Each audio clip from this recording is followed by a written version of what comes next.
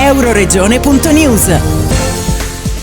Con Foodies zero spreco di cibo. Friuli Venezia Giulia e Carinzia mettono assieme le proprie intelligenze in agricoltura, nell'informatica, nella logistica, nella tecnologia di trasformazione e nella sicurezza alimentare per rendere più sostenibili e resilienti i rispettivi sistemi alimentari. Il progetto Foodies, finanziato con 900.000 euro da fondi FSR del programma Interreg Italia-Austria 2021-2027 e fondi nazionali, avrà una durata di 28 mesi.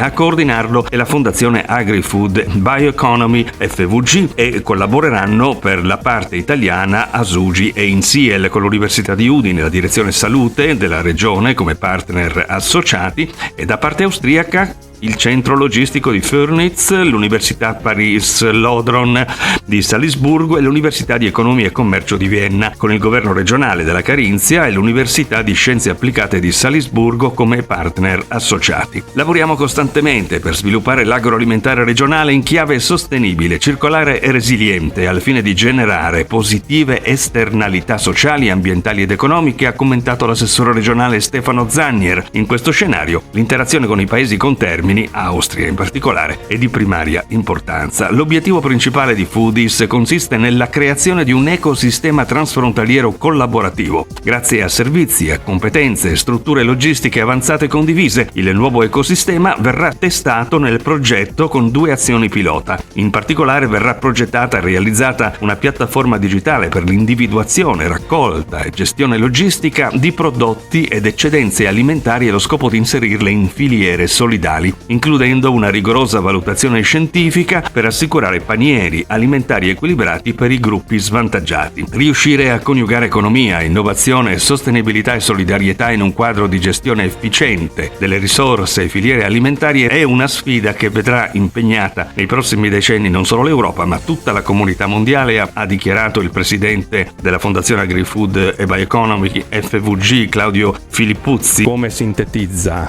questo lavoro che porterete avanti tra Friuli Venezia Giulia e Carinzia?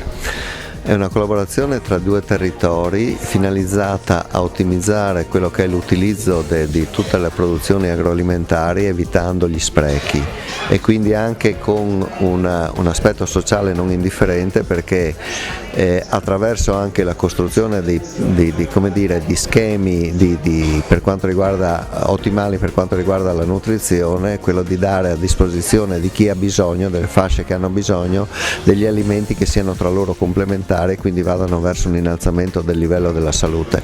Ha anche però delle conseguenze di tipo economico non indifferenti, perché la collaborazione appunto anche con il centro di logistica di Fürnitz e la parte che verrà costruita dal punto di vista informatico consentirà alle nostre imprese di poter accedere a dei mercati che oggi fanno più fatica ad affrontare, per cui anche dal punto di vista economico è un'opportunità non indifferente per le nostre aziende. Asugi, ha spiegato il suo rappresentante Giulio Barocco, svilupperà l'azione pilota che prevede la realizzazione di una innovativa piattaforma digitale dedicata al settore delle donazioni alimentari solidali in collaborazione con Insiel. Sul fronte austriaco verrà avviata la mappatura delle aziende agroalimentari della Carinzia. Questo sarà la base anche del modello di filiere circolari che sarà definito nel vicino land per raccolta e logistica di alimenti scaduti, scarti ed eccedenze alimentari in funzione del loro stoccaggio e rivalorizzazione per applicazioni innovative e sostenibili nel nuovo futuro Alps Adriatic Food Hub di Fürnitz. Noi spesso parliamo di sostenibilità, ma sembrano termini molto moderni, ma sono stati coniati durante dei congressi a Bruxelles nel 1973, quindi era già un problema che è sentito, oggi è attualissimo. Noi abbiamo un grosso problema sicuramente di sprechi a livello alimentare e non solo.